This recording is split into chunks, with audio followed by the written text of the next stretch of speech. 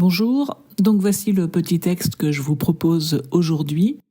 N'hésitez pas à appuyer sur pause le temps de votre méditation et ensuite vous pouvez poursuivre si vous le souhaitez la lecture de la vidéo pour écouter ce que ce texte m'a inspiré à moi.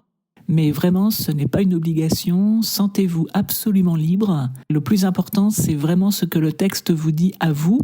Et si justement vous souhaitez partager, mais là non plus ce n'est pas une obligation, faites-le en toute liberté si vous le désirez.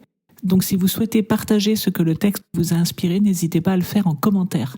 C'est vraiment toujours inspirant de voir à quel point l'Évangile parle à chacun de manière très personnelle. Donc n'hésitez pas. Bonne méditation. Alors en ce qui me concerne, ce qui m'a frappé dans cet Évangile, c'est la grande docilité et obéissance des personnages présents qui sont cités ici à Dieu. Cette obéissance à Dieu de manière inconditionnelle, sans discuter, de manière fluide, etc. C'est ça qui m'a vraiment impressionné. D'abord, en ce qui concerne le nom qui est donné à Jésus, il n'y a pas de discussion. Contrairement à ce qu'on avait pu voir avec Jean-Baptiste, où il y avait eu un peu des discussions autour, mais c'est pas, il y a personne comme ça qui s'appelle dans ta famille, etc. Ici, il y a, l'ange avait demandé à Marie que cet enfant porte le nom de Jésus, tout simplement, il lui donne le nom de Jésus, il n'y a pas de, c'est fluide en fait. Ensuite, ils accomplissent sans difficulté aussi ce que prescrit la loi de Moïse pour la purification de Marie.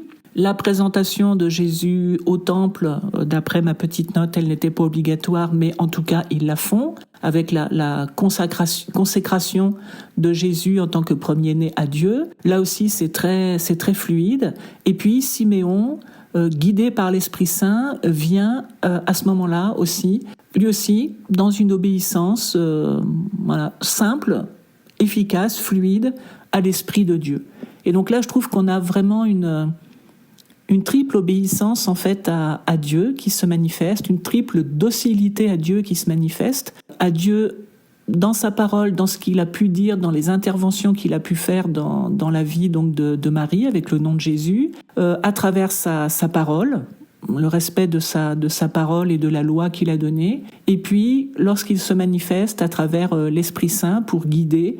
Voilà, on a vraiment ici cette obéissance, cette fluidité que je trouve très marquante. Peut-être parce que je suis d'une nature un peu rebelle et à critiquer, etc. Moi c'est ça qui m'a impacté et qui m'encourage à être dans cette simplicité du cœur, pas toujours évidente. Donc dans cette simplicité du cœur et cette docilité en fait à l'égard de Dieu et cette confiance. Voilà, cette confiance simple, docile à l'égard de Dieu. Donc pour moi, j'y vois un encouragement à vraiment insister dans cette voie-là, qui serait peut-être pas encore une fois, je le répète, la voie la plus naturelle pour moi. Mais voilà, j'y puise en tout cas cet encouragement dans ce texte.